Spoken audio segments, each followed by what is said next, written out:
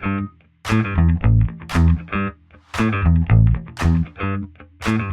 we're going to go ahead and get started. I want to welcome everyone to Things Go Sideways. This is a space for honest conversation about the moments when life, leadership, or work doesn't just get uncomfortable, it becomes impossible to manage. It becomes impossible to fix or smooth over. These aren't stories about best practices or clean solutions. They are stories about reckoning. And they are stories about what happens when values meet reality and something has to give. Today, I'm joined by Simon Mont. He's the founder of Harmonized Consulting. Simon works with organizations that are trying, often earnestly, to live their values in the real world. And he spends a lot of time with groups right at the point where alignment breaks down, where conflict surfaces, and where old structures stop working.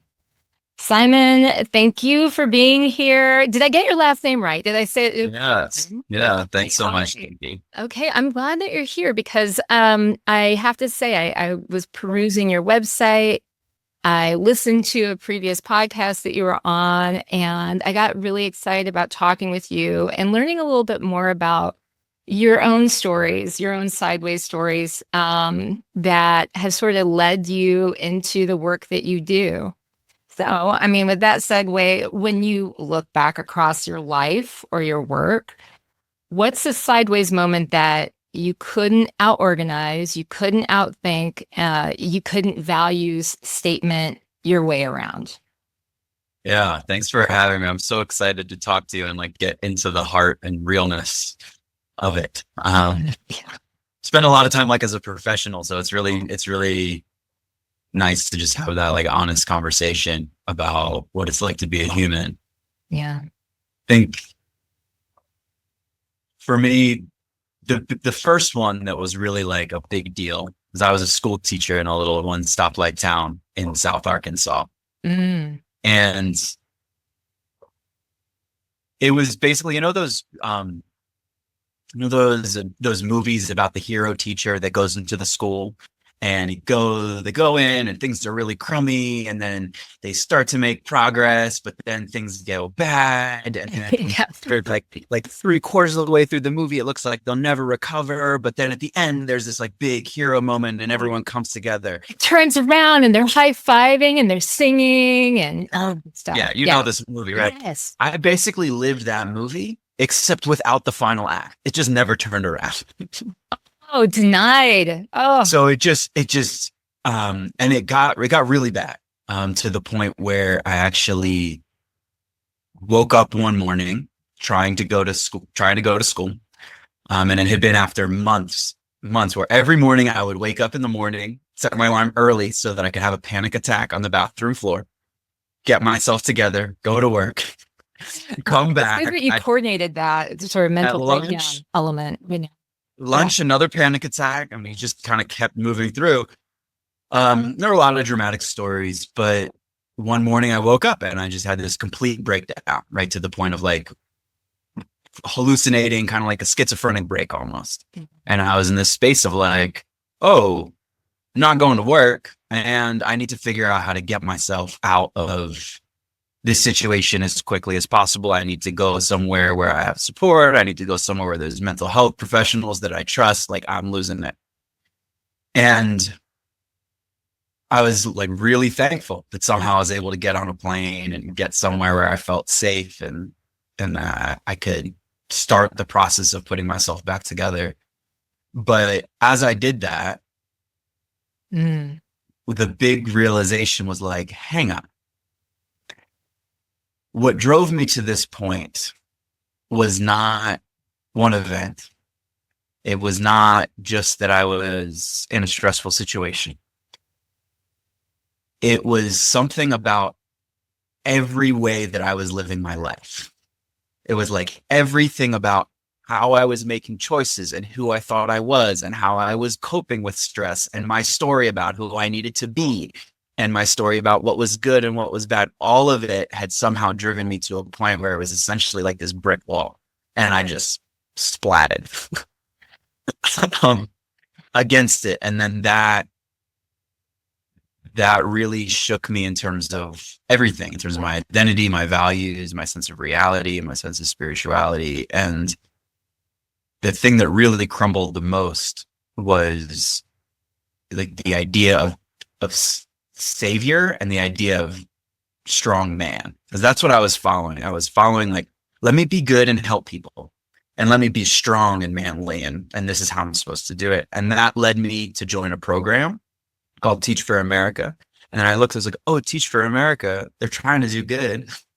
Yeah. But they really taught me more how to be a savior and taught me more how to think that I was better than people and really reinforced that and really reinforced that I was kind of like, that I just needed to muscle through things. And then I was like waking up in the morning and being like, I had Post-it notes on my little affirmations on my mirror.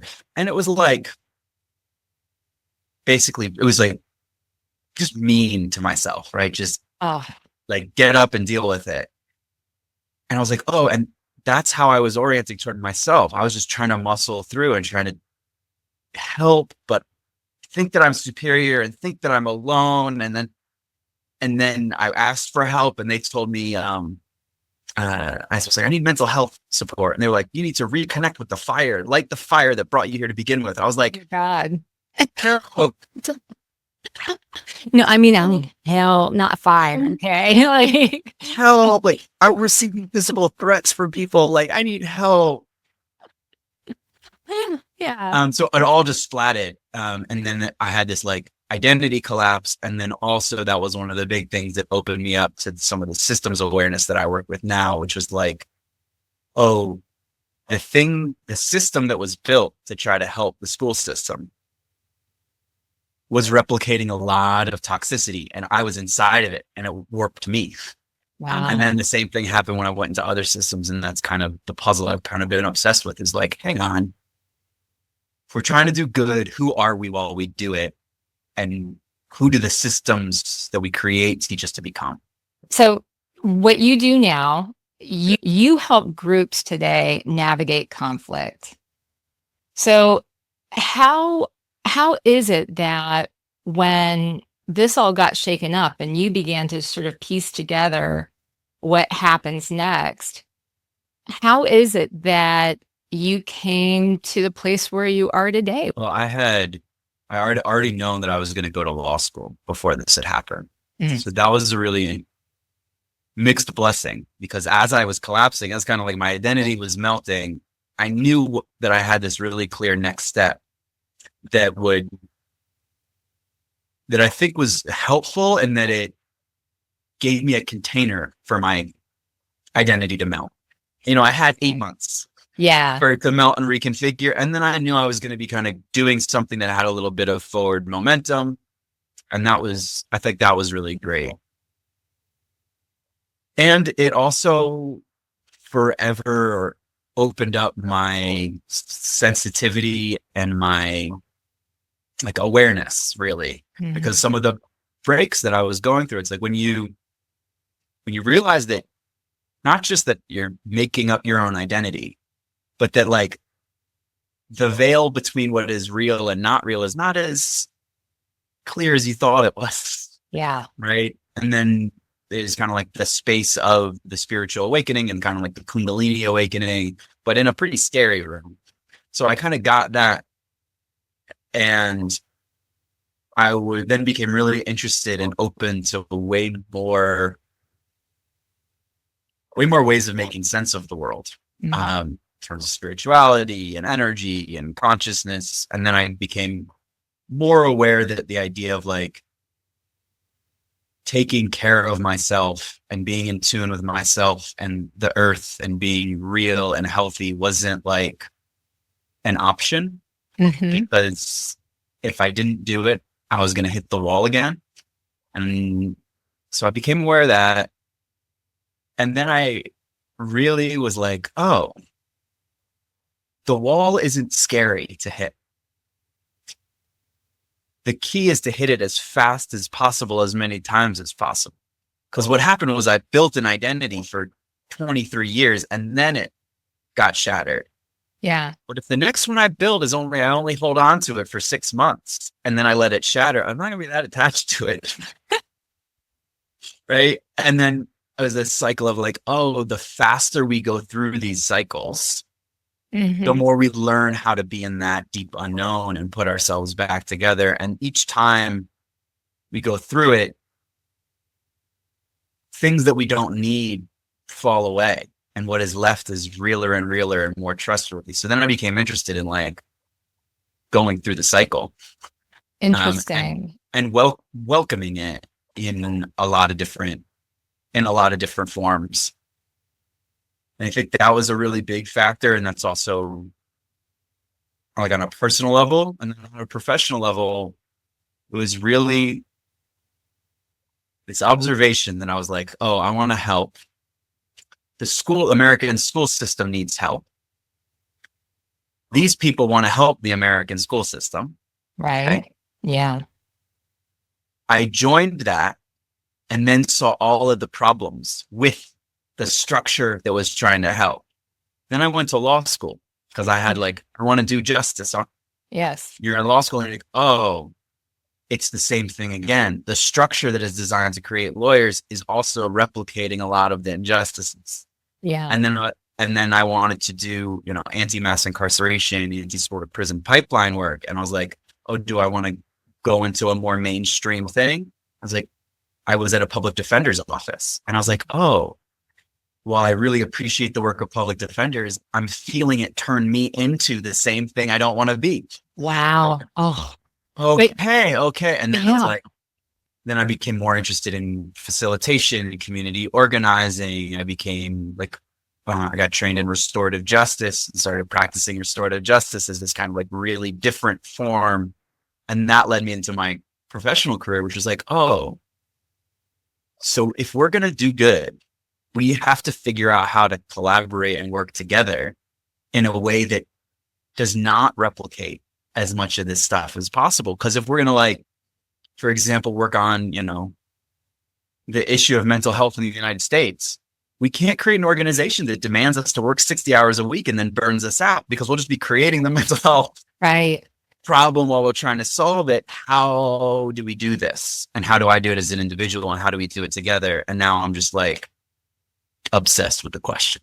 Well, and I think, in a worthy question, did you always know that spiritual side, were you always drawn to nature? Did that always look like that was something that was there, that was sort of a source of energy and knowledge and safety for you, or was that something that was a discovery? That's a fun question. Thank you.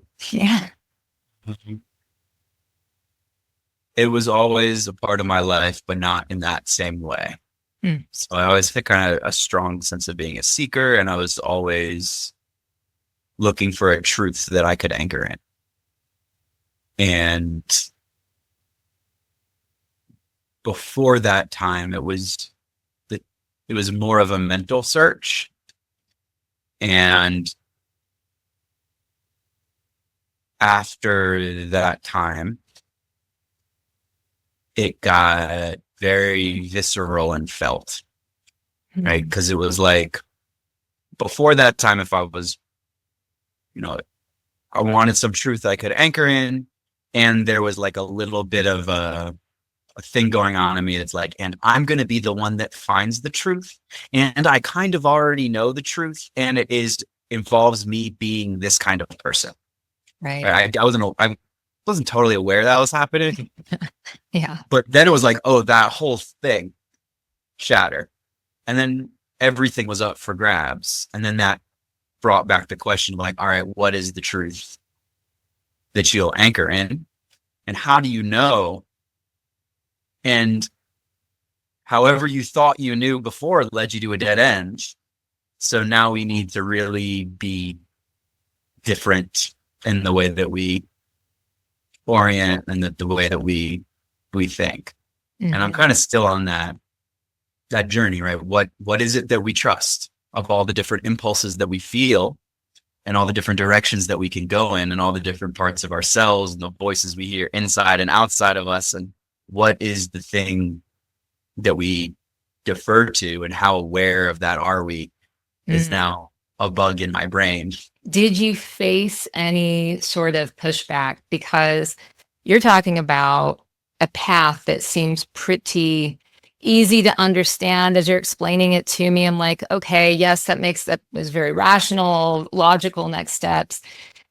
Going into where you're beginning to question as you're going along, like this system it's flawed in the structure. Did you get any pushback? Did anybody say like, I don't know, you want to rethink that? Some people did. I'm thankful that my parents have always been deep listeners with a lot of respect for my journey. So when I was telling them, here's what I'm exploring and why, they were like, all right, I don't know better than you. Go for it. So they had some guardrails, but I think that was a really huge support. And then I was in the San Francisco Bay Area, which is really a welcome place to question and critique, and so there was a lot of that. Oh. And I noticed in most environments that I would go into, I would always have a step farther that I wanted to take that was uncomfortable for many of the people that I was around. And I think that still can be true, is that I'm kind of not comfortable in a comfortable environment. I always want to be like, hang on, what's the next thing? And that can make me a lot of friends and lose me a lot of friends. Or it's like, can't we just be comfortable for a while? Do you push yourself? I mean, are you probably internally? Do you put up a struggle? Is that where you're facing, the most difficulty before? It's brutal. I have 4 Virgos in my chart. Oh my God. I'm not going to be able for anybody. I don't want to see your organization skills. I don't want to talk about measurement. I don't want to so you're analyzing everything. I'm analyzing, and also this obsession with unachievable perfection, right? It's like really like the moment I have this value, right now I have a value of being as aware as I can be and being as surrendered to the process of creating a sacred world by deferring to a sacredness that is greater than me. I'm like obsessed with it. That's what I do. And I'm also aware that I'm constantly missing the mark of it. That's tough. And I think that's part of the kind of blessing and curse of all the Virgo energy, is like, I'm aware and I know what it feels like and I've tasted it. And now I'm aware of that I'm missing the mark. And I think a lot of us that are on really deep paths of alignment with a really deep truth, the kind of depth that makes one willing to question one's identity, because it's like that deep, right? Everything is up for grabs because there's something I care about more, that kind of alignment. How is it that you have learned to navigate through, and what have you learned so far, and what are you still trying to learn with that? About like the process of coming into alignment? Yeah. Well, I'm a master. I have nothing left to learn. Well, I mean, I brought you on here to tell us all of your secrets, What have I learned, and what am I still learning? That it's a process that requires practice, and that the formation of an identity and a self-story is a dangerous thing. I think it's particularly true for those of us who have gone through 1 or 2 cycles of disillusionment. It's really easy to go through your first breakdown, whether it's circumstantial, like mine, whether it's a choice, you heard something on a podcast or a book and it changed your life. Or a lot of people, they go to psychedelics, and that's one of their things where they have this. It's really easy to go through that, then come out and think, oh, I've shed the skin and now I know. Right now I'm aligned with my truth. Yeah. How many people have I talked to, like, especially in San Francisco, right? They took one acid trip and now they think they're the Messiah. It's like, yeah. Just wait. I think that, right, every time I've done it, right, there's been a disillusion, and then sneakily, some other identity comes online. And now this story I tell about myself includes that I've already shed the falsity and I know, and I'm already aligned. And then I'll start using that story. Oh, I'm aligned. I'm doing this. I know my values now. I'm out of the matrix now. And then that, if I believe that, it prevents me from getting the next wave of like, no. You're out of that matrix and now you're in this one. Yeah. And then you got to, so I think for me, noticing those patterns and then figuring out how to attend to them appropriately, because the identity is useful for a while, right? It's useful. Yeah. It's serving a purpose. And to feel like, okay, I can't live in a constant state of I have no idea what's going on and everything's crumbling. I have to be like, and this is what I'm trying for a little while. Yeah. But to try to do that, not take it too seriously. And now, like, my deep prayer is just to learn the lesson before it has to be smacked into me. Right? Yeah. Can I pick up the fact that the world is trying to tell me something needs to dissolve before it crashes me into the wall? Like right now, a couple of weeks ago, I had one of these moments. I'm sure you've had these moments, right? Where like 6 different things happen over the course of 5 days. And each individual one of those things, like you could have written off. It was just like, oh, this was just a weird day.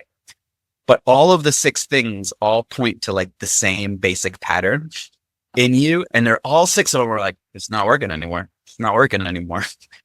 So this idea like, oh, I caught it and it hadn't totally crumbled my life. But now I'm back in, something I thought was real and trustworthy. I now need to learn how to melt. And I need to melt that through a combination of like focus and rigor and practice and compassion and slowness and holding. So I think that that's the thing is like, careful about the identities, careful about the cycles, always be in the process and like go as deep or as far from that which melts you as is appropriate for the moment in life. You'll hit the wall. There will be something that will lend itself to you making that change anyway, somehow. And a lot of us, we get trapped in that idea of, well, if I just try harder, where in the initial phases, well, it's just resilience, and just being tough. And I think that the sooner you can move past that and begin to understand, no, this is going to be a new season for me, and I need to understand what that looks like. I won't say it's not easy, but it's a better maybe transition into that new phase of your life than to wait until things fall apart, Yeah. So when you hit the wall. So where are you now? What are you seeing now that is speaking to you, that's beginning to arise? I started doing organizational development, mostly in like progressive and justice oriented organizations. And while I was doing that, I was very much inside of particular ideologies about what was good and what was not good. Kind of just your general progressive lefty shtick. And I was really in that for a while. And then maybe like 3 or 4 years into my practice. So this was 2019, 2020. I was starting to notice like, oh, some of these ideologies aren't really working. We are all telling each other a story that we are like unplugged from the matrix of the dominant system, but we just created our own little matrix over here. Right. And And then for years, it was kind of like slowly learning how to talk to people about that and challenge that and bring us into new places without being threatening. Because it's like, this is my community, this is my business, this is my clientele. If you come out too hard, I think we're all inside of an illusion that you think is true, that you built an identity on. So there was a while of like, okay, learning how to be in my truth and kind of code switch and figure out how to do that. And then in the past few years, people are way more open to it, right? Way more open to questioning progressive thought and identity politics while preserving the underlying values of like, we're on Earth, we got to be good to each other. And by each other, it means like everyone. And in the context of systems and the Earth, like, let's do it. But some of the ways we're thinking aren't working, and we're seeing backlash, and there's something deeper, maybe spiritually, that we need to drop into. So I've been able to talk about that more and train more on that. And the entire time, I've also had this little bug in my ear, two bugs that are like now demanding to be heard, which is, the first was like,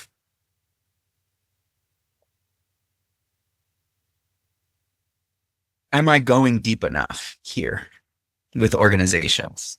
You go into an organization and, they're still like, okay, we need a strategy and we need a structure and we need culture. I'm still speaking in that language. And it was good and I liked it. But at some point, I became an expert in it. And I realized, I have a lot of answers for things. I have a lot of practices. This is cool, but I'm not sure we're all getting deep enough to make the change that we all need. And I'm not sure I'm bringing us deep enough because I'm not sure I'm there. And that was connected to this other thing that was an issue, which is I was spending, 6-8 hours a day as an expert, and 6 to 8 hours a day facilitating a group of people, coaching people, where you're the person who's supposed to have an answer. And everybody's in this space of like deep instability looking for a path through. And you're the one who's like, it's going to be okay. Here's how we're going to make it through. It's a really great service, but it stops the learning. It stops the wonder and it stops the ability to dissolve. And now I'm at a place of like, hang on, these things are connected. I need to figure out how to find completion about the expertise that I've developed, because it is real and I've been doing it for a long time.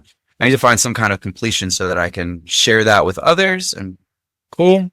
And then I can re-enter a space of unknowing and a space of wonder that is the same depth that launched me on my professional career before. I need to get to the same spot because I'm realizing that I built my life on an identity of being a good servant of social movements who's very aware and conscious and spiritual and able to navigate power and race to help us figure out how to collaborate together. And that is the way that's the coping mechanism that I created to deal with the world that's crumbling around me and a psyche that can't comprehend. Right. So it's like, cool. That was awesome. I rode that for a clean 15 years. I would like another trip now. I'm ready to figure out what's there. What are the steps that you find yourself sort of moving into in order to foster that, in order to help as you're going into that change? Are you seeking out more time in nature, more time for thinking? And what are you doing? I'm paying attention to what I'm grateful for. Mm-hmm. Not in a like, I could probably honestly do more of like cultivating intentional gratitude for what I have. But for me, gratitude is like the ultimate tuning fork. Because when I'm a diet, we're all going to die. And my ultimate goal in life is to, as I'm dying, feel grateful that I lived. That's it. I don't want to look back and think, oh, I wish I could have, I should have done. No, I want to feel grateful that I lived. And the best feeling that I know in the world is gratitude, right?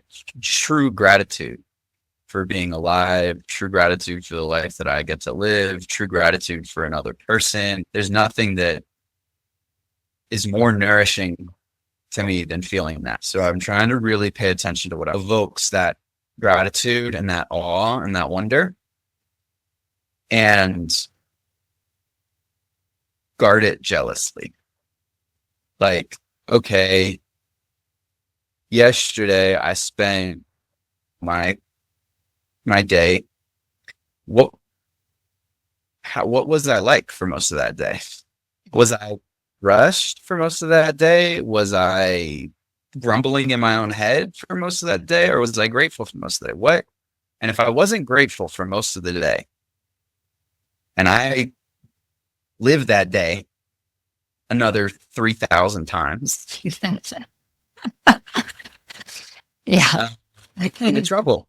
Yeah, that's true. So trying to like do the things that make me feel gratitude, that I'm authentically grateful for, and that bring me that sense of awe and that sense of wonder, and that and listen to try to get there. And then right now I'm like in an interesting spot because I've made a choice to actually like double down on a practice that I know is not aligned with my complete future.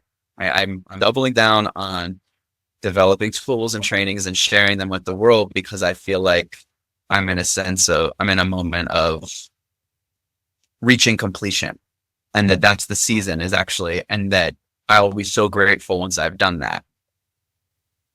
And then I'll have more flexibility. So I think gratitude, and like you said before, like I don't like paying attention to the season and being aware of that and doing my best. It's very difficult, I think, in this world to oftentimes to talk about how nuanced things can be, because people want the clean, and then I knew this was the direction I was going to move into. These adjustments that we make because it's the real world and things are a lot more organic than that. It's not created to be a movie. It's real life. I understand intensely how people want to cling to these things to make them feel safer. And I bring this up because anyone who's listening to this or watching this down the road who is thinking, yeah, I'm having a sideways moment right now. I'm having I need to understand, how are people getting through these moments and what does that look like? It does feel uncomfortable sometimes. And I think it's critical that we don't try to solve the problem in such a clean and fast way that it's dishonest. And I think this is the way that we can avoid some missteps that are saying, okay, I'm committing to this new path. The only commitment that you need to make is to pay very close attention to how you're working internally and like the ways that you're interacting with the world around you and how you're reacting to those reactions. Like, yeah, that's it. I think the danger is trying to do away with that discomfort too soon. yeah. It's like this sideways. We're in a sideways moment. What is even the part of yourself that wants to go forward? I know. What about embracing? What about it? What if it's all a sideways moment? What if just incarnation is just a one gigantic? I think maybe it is. All right. Well, how do we be with it? I was wondering the when you were talking, when you said like the movie, I really felt like that was such a clear, like a distillation of an experience a lot of people have, as well as like a pointer to part of what creates it for us. This idea that like we're used to telling stories and seeing stories and we promote stories and we put them on screens that are like, at the beginning it was this, and then there was this crisis, and now this thing, and we're over. Yes, right.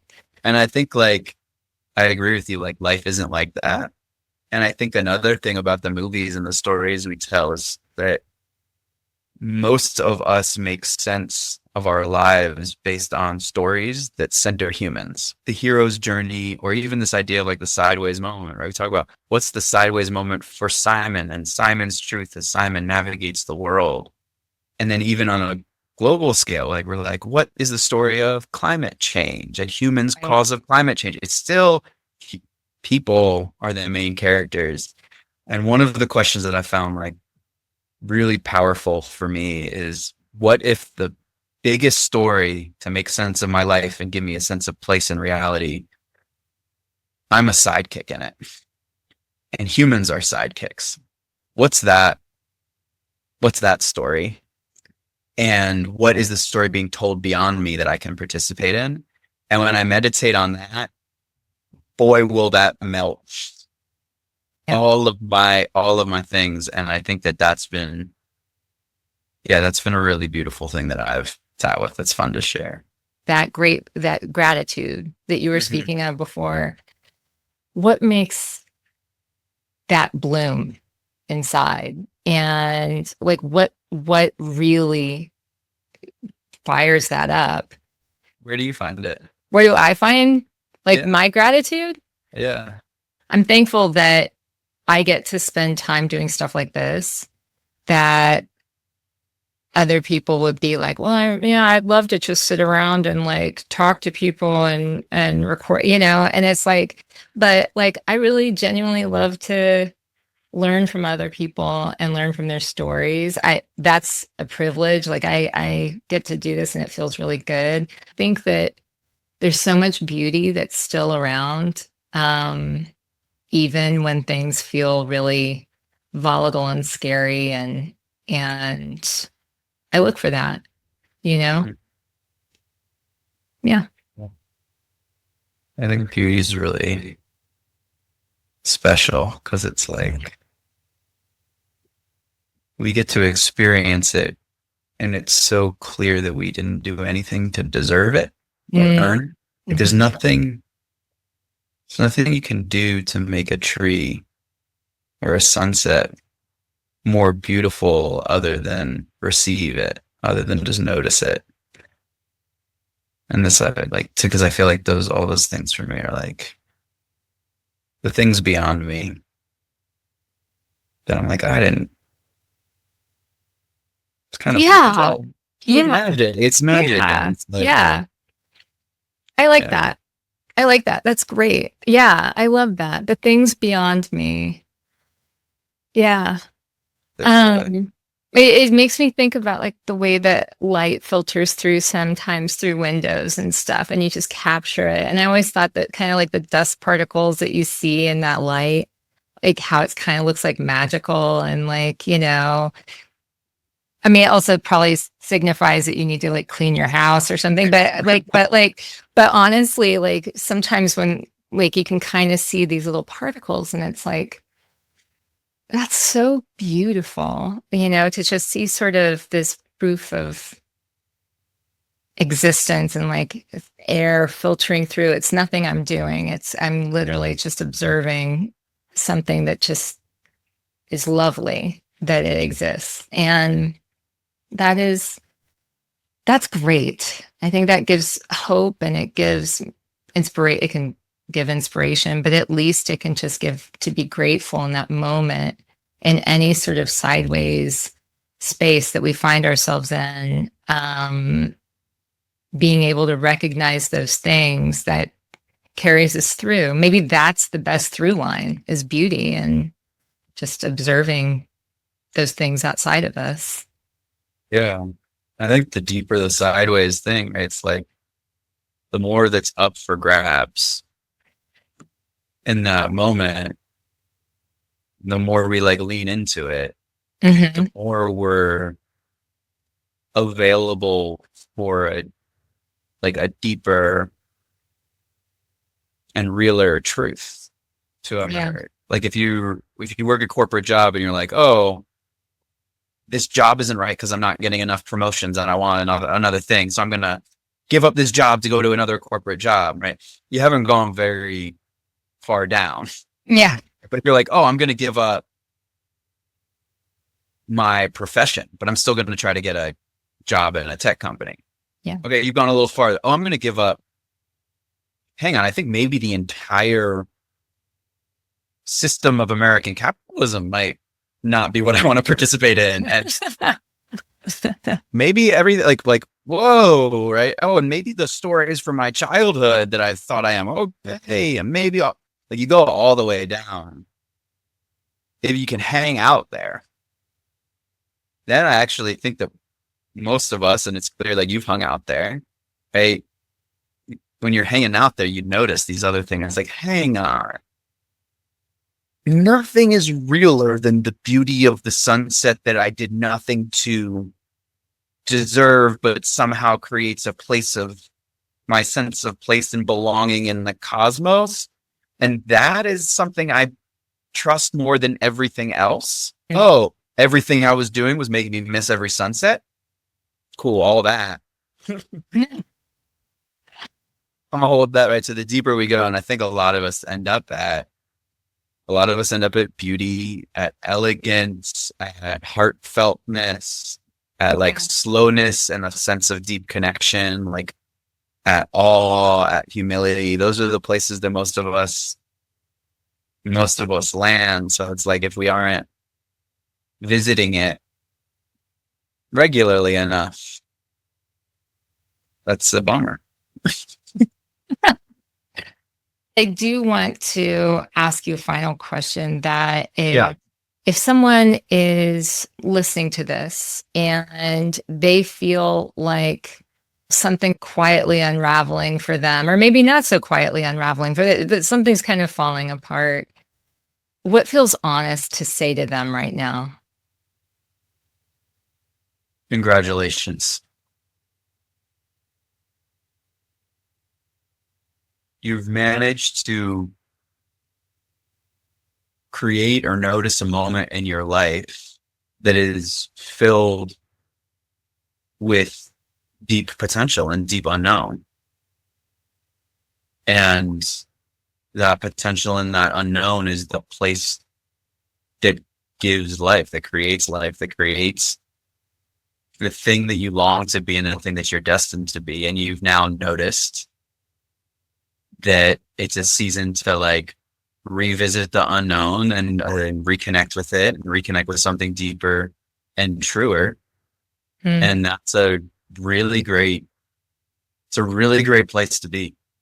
And even being with the fear and the unknown and the uncertainty is also a really great place to be. And just do your best to make time to listen to it and listen to what you're listening to. Because it's really easy when you get into the unknown to hear the first thing that's going to bring you out of the unknown. And when you find something that really starts to fill you up from the inside and drive you, that's awesome. And then also like be gentle, because you're not going to get it perfect. And each of us, as we navigate the sideways moments, are dealing with very different life circumstances. Simon, I want to thank you for just bringing your whole self to this conversation and being able to just, share what your thoughts are, your experience, some of your expertise, and but really bringing that raw honesty to the conversation, because it's truly valuable. I hope that to everyone listening to this, that if there's something that is in your work or your leadership, or there's something that keeps asking for your attention, especially through tension and discomfort, you don't have to resolve it today. Just recognize it, stop pretending it's not there. And that's a huge step. Yeah. And with that, we'll see you next time.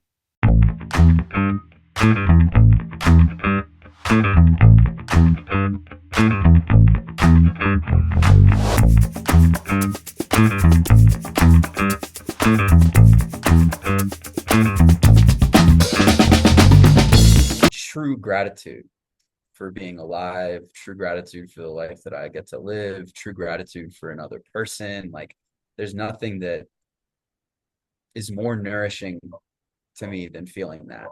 Mm-hmm. So I'm trying to really pay attention to what evokes that gratitude and that awe and that wonder, and